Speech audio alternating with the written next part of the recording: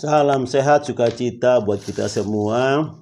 Kembali saya merenungkan Kisah 15 ayat 16 sampai 17 ini dalam renungan yang singkat, saudara. Ya, saya pernah merenungkannya, tapi mari kita kembali dalam renungan yang singkat saya bacakan buat kita semua. Kemudian aku akan kembali dan membangun kembali pondok Daud yang telah roboh. Dan reruntuhannya akan kubangun kembali dan akan kuteguhkan, supaya semua orang lain mencari Tuhan, dan segala bangsa yang tidak mengenal Allah yang kusebut milikku. Demikianlah firman Tuhan yang melakukan semuanya ini. Haleluya. Ada sebagian gereja yang menganggap bahwa pondok Daud di sini itu adalah kemah Daud. Kemah Daud, di mana di dalam kemah itu ada tabut Allah, dan juga Daud mengatur puji-pujian orang Lewi untuk memuji Tuhan di dalam kemah itu. Nah, di sini dikatakan bahwa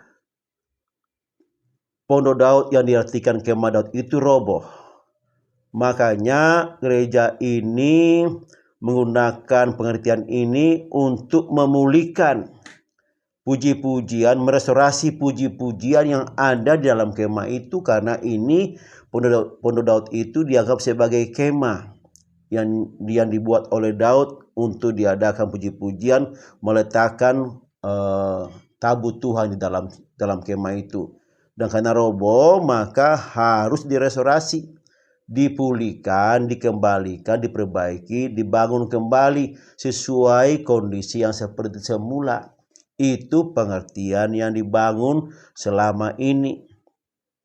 Dan kalau kita melihat yang sebenarnya secara fisik, saudara, sekali lagi, secara fisik kemah Daud yang dimaksud itu tidak pernah roboh. Sekali lagi, kemah Daud itu tidak pernah roboh, tetapi dibongkar, dipindahkan setelah Bait Salomo selesai.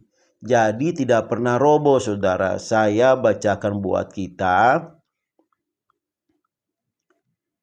2 Tawari 5 ayat 4, 5 dan 7. Setelah semua tua-tua orang Israel datang, maka orang-orang Lewi mengangkat tabut itu. Mereka mengangkut tabut itu dan kemah pertemuan dan segala barang kudus yang ada dalam kemah itu, semuanya itu diangkut oleh imam-imam dan orang-orang Lewi.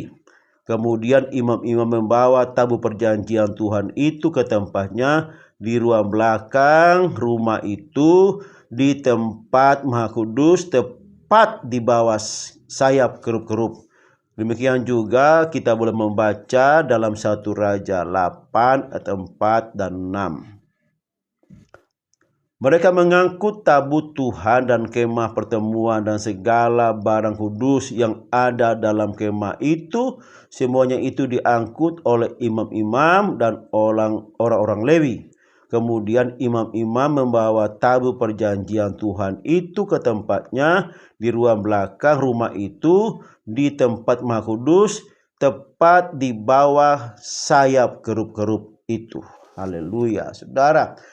Jadi sekali lagi, sesuai dengan firman Tuhan yang saya bacakan, ternyata kemah Daud itu tidak pernah roboh, tetapi dibongkar dan dipindahkan semuanya ke dalam Bait Salomo yang sudah selesai. Jadi ini pengertian alegoris ini membuat kesalahan yang masif. Dari gembala rayon, gembala cabang, sampai gembala kul, bahkan semua WL Singer yang menyerukan pemulihan pondok Daud, restorasi puji-pujian ini, itu menjadi suatu kesalahan yang masif, saudara. Sebab ternyata kalau dikatakan kemah Daud itu roboh, tidak pernah roboh. Lalu apa yang mau dibangun kalau tidak pernah roboh? Apa yang perlu direstorasi kalau itu kemah itu tidak roboh? Karena kita punya pengertian alegoris ini salah akhirnya. Dari atas sampai ke bawah dan sampai sekarang ini pun salah. dibangun karena dasarnya sudah salah, maka semuanya menjadi salah, saudara.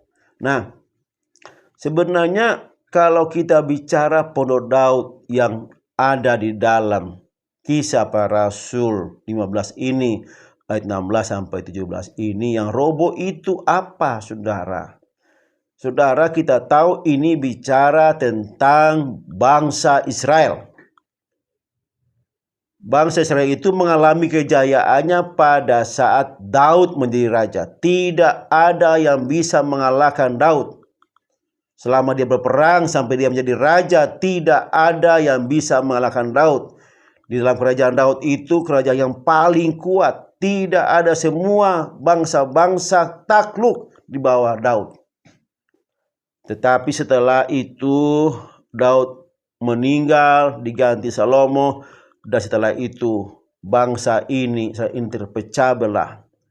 Raja-rajanya lebih mengikuti keinginan raja-rajanya, ternyata tidak berpaut lagi kepada Tuhan, melakukan kejahatan.